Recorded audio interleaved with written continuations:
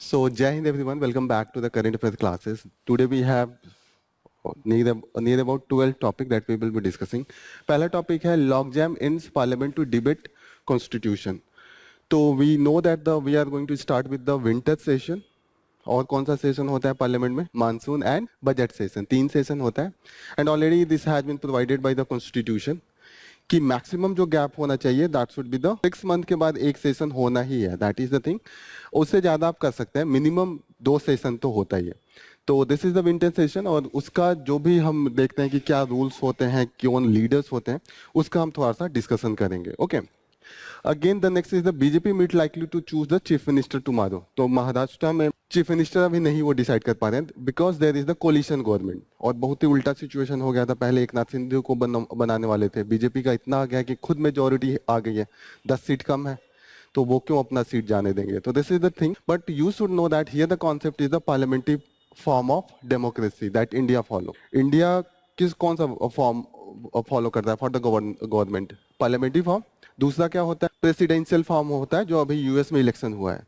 Presidential form में ये होता है कि पहले से ही जो प्रेसिडेंट बनने वाला होता है मेन, उसको हम आइडेंटिफाइड होता है. जैसे वहां पे कौन था? ट्रम्प एंड कमला हैरिस, वही थी. कोई भी उनकी पार्टी जीतता बिना सोचे, कोई ऐसी मीटिंग नहीं होती. जैसे इसमें क्या हो गया, महाराष्ट्र में मीटिंग हो रही है, एकनाथ शिंदे भी बन सकते हैं, फडणवीस भी बन सकते हैं, अजीत पवार हैं, वो भी अपना स्टे कभी कभी क्लेम करते रहते हैं. तो यहाँ पे क्लियरिटी नहीं होता है. जो जनता होती है वो अपने रिप्रेजेंटेटिव को अपने जो विधानसभा होता है उस स्तर पे चुनती है फॉर दिस स्टेट लेजिस्लेचर, जिसको एमएलए कहते हैं हम लोग. और हिंदी में क्या बोलते हैं? विधायक जी. इतना फेमस है. ठीक है, अभी वो पंचायत का सीरीज आया था, विधायक जी थे उसमें, काफी फेमस. तो दैट इज द थिंग. तो हमारा जो मेन रिप्रेजेंटेटिव है that is the MLA. And MLA बाद में डिसाइड करते हैं कि किसको वो जाके मेजोरिटी दे रहे हैं. पार्टी को वोट देते हैं और अपने लोकल रिप्रेजेंटेटिव को, कोई एक इंसान को नहीं देते हैं. जैसे मोदी जी का इलेक्शन हुआ, मोदी जी तो अनडिस्प्यूटेड लीडर थे, लेकिन कई बार होता है कि कोई अच्छा मतलब वहां पे बड़ा टॉलेस्ट लीडर नहीं होता है, तो डिबेट होने लगता है कि आडवाणी को बनाए कि सुषमा स्वराज को बनाए. होता है ना ऐसा, जब बराबर के 4-5 लीडर होते हैं. तो the same is case with the Maharashtra. तो ये parliamentary form of democracy and presidential form of democracy में यही डिफरेंस होता है कि डायरेक्ट हम अपने प्रेसिडेंट को चुन सकते हैं, लेकिन यहाँ पे हम अपने रिप्रेजेंटेटिव को चुनते हैं. रिप्रेजेंटेटिव जाके मेजोरिटी फॉर्म करके गवर्नमेंट बनाते हैं. ओके. यहाँ पे विप का एक डिफिनीशन है. विप जो होता है, हर एक पार्टी का एक लीडर को हम सेलेक्ट करते हैं, जो जितना भी, जैसे अगर पार्लियामेंट में है तो पार्लियामेंट का जो डेकोरम होता है उसको मेंटेन करें. अपने पार्टी के जो मेंबर है उनकी जो प्रेजेंटेशन है, उनका पार्टिसिपेशन है, उनका इंगेजमेंट विद द पार्लियामेंट के डिफरेंट फंक्शंस हैं, उसमें इंश्योर करते हैं कि वो आए. जैसे होता है ना क्लास लेवल पे हम देखते हैं कि एक मॉनिटर होता है, वो इंश्योर करता है कि बच्चे क्लास में आए, सही से बैठे, लड़े नहीं. Same is with the monitor of the each party को हम व्हिप कहते हैं. तो उसको हम थोड़ा सा देखेंगे. So both will be part of GS paper 2 polity. Okay. Then we will see that the 1982 का जो राइट हुआ था, एंटी सिख राइट, उसमें कांग्रेस के एक लीडर थे टाइलर, जगदीश टाइलर का नाम आया था. उनके खिलाफ अभी भी केस चल रहा है. तो ये एग्जाम्पल देता है कि 1984 का केस है और 2024, 40 साल में अभी तक रिजल्ट नहीं आया, अभी भी वेरिफिकेशन चल रहा है, अभी भी ट्रायल फेज पे है. तो इंडिया का जो जुडिशरी है स्लो, आप देख सकते हैं कि 40 साल भी अभी केस वो चल रहा है और वो अपने 70-80 के एज में है, उसका डेथ हो जाएगा, फिर भी वर्डिक्ट नहीं आ पाएगा. This is the one of the drawback of the Indian judiciary. तो जुडिशरी का कभी क्रिटिसिज्म लिखना है तो डिलेड जो जस्टिस है, delayed justice is the justice denied भी कहते हैं, फेमस कोटेशन है. तो उसके मतलब आप मर जाए उसके बाद आप वर्डिक्ट दे तो क्या फायदा, वो वर्डिक्ट नहीं हुआ ना.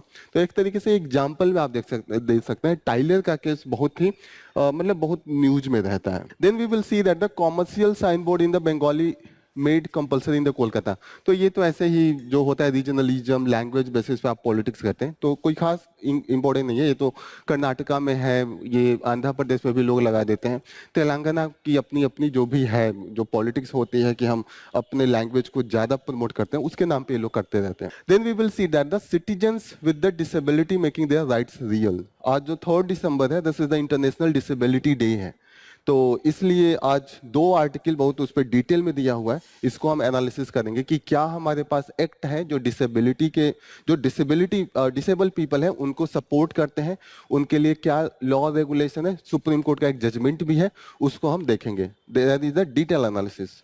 This is part of the GS paper 1 का भी पार्ट है, जहां पे सोसाइटी है, सोसाइटी में different type of the group है, कम्युनिटी है, मार्जिनलाइज ग्रुप में डिसेबिलिटी भी आते हैं। जीएस पेपर 2 में भी एक टॉपिक है, government scheme and policies for the vulnerable section of society. तो जीएस पेपर 1 जीएस पेपर 2 दोनों में ओवरलैप करता है, क्योंकि जीएस पेपर 1 का सोसाइटी है और जीएस पेपर 2 का जो जस्टिस वाला पार्ट है, दोनों एक दूसरे से मिलता जुलता है। Then we will see that the front line nutrition workers foster disability inclusion. तो यहाँ पे इस वाले आर्टिकल में, ये भी एक डिटेल आर्टिकल है, यहाँ पे है कि न्यूट्रिशन वर्कर, अगर न्यूट्रिशन पे ध्यान दिया जाए तो डिसेबिलिटी का जो नंबर्स हैं बहुत डिक्रीज कर सकते हैं। यहाँ पे मेन डिस्कशन है कि जब मदर का प्रेगनेंसी होता है उसी वक्त अगर मदर वीक हो जाती है तो चाइल्ड में डिसेबिलिटी के चांसेस बढ़ जाते हैं, और उसके बाद जब बच्चा पैदा होता है और 5 साल तक उसे न्यूट्रिशन नहीं देते हैं तो वहाँ पे भी डिसेबिलिटी के चांसेस बढ़ते हैं। तो कहीं ना कहीं अगर बहुत शुरू से ही ये सब चीज़ों पे ध्यान दिया जाए तो हम डिसेबिलिटी को रिड्यूस कर सकते हैं। टोटल डिस्कशन इसी पे है। तो इसके लिए यहाँ पे कुछ हमारे प्रोग्राम भी चल रहे हैं, जैसे लैक्टेटिंग मदर होते हैं उनके लिए हम न्यूट्रिशियस प्रोविजन का करते हैं, मिड डे मील चला रहे हैं कि बच्चों को इनिशियल स्टेज पे ही हम ऐड करें, अभी काफ़ी उसमें ऐड हुआ है कि एग भी दे रहे हैं, और भी बहुत कुछ हम प्रोवाइड कर रहे हैं। तो ये सब इसमें मेंशन है। Again GS paper 1 GS paper 2 दोनों में आप यूज कर सकते हैं। Then we will see that the wake up call, जैसे जीडीपी बहुत तेजी से गिर गया है, जो हमारा एक्सपेक्टेशन था आज की 6-7 पे हम जा रहे हैं, एक 5.4 पे आ गया है जो गवर्नमेंट का क्लेम था, और ये उस समय के बराबर चला गया जब कोविड-19 का टाइम था।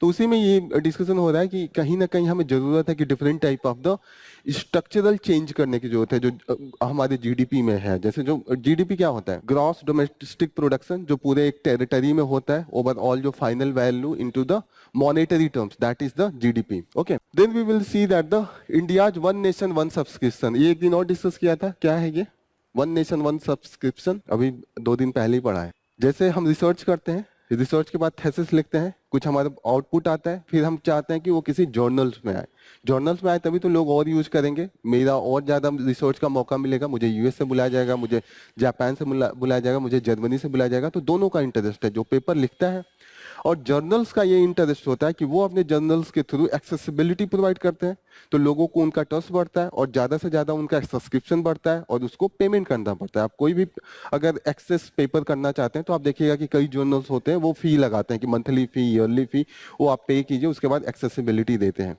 तो उसी को लेकर डिस्कशन है। गवर्नमेंट चाहती है कि पूरे इंडिया लेवल पे आप जो भी जर्नल्स हैं, और खासकर जो गवर्नमेंट फंडिंग से, और जैसे आईआईटीज हुए, जैसे एम्स हुए, जेएनयू हुआ, डीयू हुआ, यहाँ से रिसर्च पेपर काफ़ी आते हैं, तो इनके जो रिसर्च पेपर हैं उनको फ्री ऑफ कास्ट एक्सेसिबिलिटी दिया जाए। क्योंकि अगर रिसर्च पेपर पे आप पैसे लगा के जर्नल्स को देते हैं तो कहीं ना कहीं वो फी लगाएगा, और जब फी लगाएगा तो हम उस पर एक्सेसिबल नहीं होंगे। तो मानिए जो छोटे मोटे कहीं यूनिवर्सिटी में कोई रिसर्च कर रहा है, उसको कुछ देखना है, साइटेशन देखना है, आप कभी रिसर्च करते हैं तो आपको 10 और थ्योरी जानने होते हैं, आपको 10 और रिसर्च जो चल रहे होते हैं उसके बारे में जानने होते हैं, तभी तो आप उसके आगे वर्क कर सकते हैं। हर आदमी कोई शुरू से तो वर्क करता नहीं है, हर आदमी तो पहले न्यूटन का खोज नहीं करता है, उसके बाद आइंस्टीन की पूरी थ्योरी नहीं खोज करता है, वो आइंस्टीन ने जहां तक बताया उसी के आगे से वो बताते हैं, पहले तो पढ़ लेते हैं, that is the main thing. तो अभी तक रिसर्च में क्या क्या है मार्केट में, क्या क्या अभी तक हम अचीव कर चुके हैं, उस पर हम बिल्टअप कराते हैं। तो अगर आपका जर्नल्स काफी ज्यादा सब्सक्रिप्शन फी लेते हैं, सब्सक्रिप्शन फी सिर्फ आपसे हमसे नहीं लेते हैं, जो लोग जर्नल पब्लिश कराते हैं उनसे भी लेते हैं, क्योंकि जर्नल अगर मैं कोई थेसिस लिख रहा हूँ या कोई रिसर्च साइंटिफिक पेपर मैंने लिखा है तो मैं भी चाहूंगा कि दुनिया जाने मेरे पेपर्स को, और अच्छे अगर पब्लिशर अगर उसको करेगा जर्नल तो ज्यादा एक्सेसिबिलिटी होती है। फॉर एग्जाम्पल, अगर कोई राइटर है और उसका पब्लिकेशन टीएमएच करा रहा है तो अपने आप उसकी वैल्यू बढ़ जाती है, आर यू गेटिंग ना, उसको भी ज्यादा मिलने लगता है जो उनकी लॉयलिटी है, जो भी है, आर यू गेटिंग ना। तो जर्नल्स में भी जो रिसर्च पेपर लिखते हैं वो भी अपना पैसा देके करवाते हैं पब्लिकेशन। तो ये इश्यू है, मेन इसमें डिस्कशन हुआ है। Then we will discuss that the Proudhon theory of mutualism. ये म्यूचुअलिज्म जो थ्योरी है that is the mid way of the mid path of the capitalism and the authoritarianism, authoritarianism को कहीं ना कहीं इन्होंने स्टेट सोशलिज्म से जोड़ के देखा है। तो ये बहुत ही अच्छा कॉन्सेप्ट है। इसमें हम कैपिटलिज्म का कॉन्सेप्ट सीखेंगे, इसमें हम सोशलिज्म को जानेंगे, स्टेट सोशलिज्म को जानेंगे, और स्टेट सोशलिज्म कैसे ऑथोरिटेरियनिज्म बन जाता है उस पर हम डिस्कस करेंगे। ठीक है, तो this will be main discussion part. ये काफी अच्छा है, इस पे हम लोग थोड़ा कॉन्सेप्चुअल डिस्कशन है तो आराम से डिस्कस करेंगे। Then we will see that the deals for the 26 Rafale M jet Scorpene submarine. Scorpene submarine क्या होता है मेन, इसमें ये डिस्कस कर रहे हैं कि इंडिया भी जो न्यूक्लियर पावर्ड सबमरीन हम अचीव किए हैं, 2 मेन अचीव किए हैं, उसको हम डिस्कस करेंगे। वो पीसेस में पूछ सकता है। और इंटरनल सिक्योरिटी में हमारा डिफेंस में कहाँ तक अचीवमेंट है उसमें भी हम इसको मेंशन कर सकते हैं। The main discussion will be on that. Oxford study Lord Pragati for the faster tracking of the project. 2019 में या 2017 में आई थिंक गवर्नमेंट ने एक स्टार्ट किया था इनिशिएटिव। इसके थ्रू था कि जितने भी मेजर प्रोजेक्ट गवर्नमेंट के हैं कि रोड कहाँ बन रहा है, ब्रिज कहाँ पे बन रहा है, पोर्ट कहाँ बन रहा है, उसके लिए एक पोर्टल बना दिया था। और वहां से गवर्नमेंट ट्रेस कर रही थी कि कौन सा प्रोजेक्ट किस लेवल पे पहुंचा है और क्या क्या दिक्कतें आ रही हैं। जैसे आप एक प्रोजेक्ट बनाते हैं तो काफी कोऑर्डिनेशन की जरूरत होती है। जैसे आप रोड बना रहे हैं तो रोड बना ले, अगर जो ट्रांसपोर्ट डिपार्टमेंट का है उसका अगर कनेक्शन इलेक्ट्रिसिटी डिपार्टमेंट से रहे और उनका अगर कनेक्शन जो वाटर सप्लाई जो म्यूनिसिपल है उनसे है, जो लोग पानी सप्लाई करते हैं, तो बार बार रोड तोड़ना नहीं पड़ेगा। एक ही बार बिजली भी बिछ जाएगी, जो तार है नीचे नीचे, सीवेज भी बन जाएगा, ठीक है, और रोड भी बन जाएगा। सामने रोड बना है, फिर तोड़ दिया, फिर उसको क्या बना रहे हैं, सीवेज बना रहे हैं, फिर इलेक्ट्रिसिटी वाले तोड़ेंगे, फिर वो अपना तार वाल करेंगे। तो कहीं ना कहीं कोऑर्डिनेशन नहीं होता है, उसके कारण एक तो कॉस्ट बढ़ जाती है, डिले होता है। एक ही रोड को 4 बार तोड़ेंगे। मैं 1 साल से देख रहा हूँ यहाँ पे, 1 साल से नहीं तो 5 महीने से तो हम लोग देख ही रहे हैं कंटिन्यूअसली कि यहाँ पे एक ही रोड बनाने के लिए कितना दिक्कत हो रहा है। ये कॉमन है। अभी गोरखपुर में ये सीएम का कॉन्स्टिट्यूएंसी है तो ये हाल है। छोटे छोटे शहरों में तो वो 2-2 साल छोटे छोटे काम के लिए वो गड्ढा खोद के छोड़ देते हैं। तो दैट इज द थिंग, प्रगति वही देखता है कि कोऑर्डिनेशन हो। एक पोर्टल रहेगा, उस पे रोड वाले ट्रांसपोर्ट वाले अपना लिख देंगे कि हमने रोड खोदना है, तो रोड खोदना है तो इलेक्ट्रिसिटी वाले भी देख लेंगे कि हमें तार अभी हम लाके डाल जाए। फिर हमें जो सिविल डिपार्टमेंट है, जो सिविल इंजीनियरिंग है, वो आके देख लेंगे कि सीवेज जो है वो बिछा दे। टेलीफोन वाले या जो भी वाईफाई वाले हैं वो भी उसी में काम कर सकते हैं। तो कोऑर्डिनेशन इज वेरी इंपॉर्टेंट, और इस सिस्टम से चीजें तेज हुई हैं। एक ही बार में हो जाएगा, अगर नहीं होगा तो वहां पे प्राइम मिनिस्टर इसको ट्रेस करते हैं। तो ये होता है कि अकाउंटेबिलिटी, डर बना रहेगा कि प्राइम मिनिस्टर कहेंगे कि इतने दिनों में प्रोजेक्ट हुआ, क्यों नहीं हुआ, तो ऑफिसर को भी डर लगता है। तो चीजें तेज हुई हैं। ऑक्सफोर्ड ने इसको बड़ाई किया है, मतलब उन्होंने कहा कि ये काफी अच्छा एक इनिशिएटिव था, इससे फायदा हुआ है। तो ये बहुत इंपॉर्टेंट है, इसको देख के आप रखिएगा। Biden pardons the Hunter despite past pledges. तो यहाँ पे होता है कि पार्डनिंग पावर, एक दिन हम प्रेसिडेंट का पढ़ रहे थे, जो प्रेसिडेंट का पार्डनिंग पावर होता है ना, आर्टिकल 72 पढ़ा था, आर्टिकल 161 पढ़ा था। यूएस का भी पार्डनिंग पावर है, तो वहां पे they can give the pardon. तो वहां पे थोड़ा कंट्रोवर्सी है, वो अपने ही बेटे को पार्डन दिए हैं किसी एरिया में। तो थोड़ा सा हमें बस जानना है कि इंडिया में जो पार्डनिंग सिस्टम है that is with the president and governor at the state level. ठीक है, तो 1 बाय 1 डिस्कस करते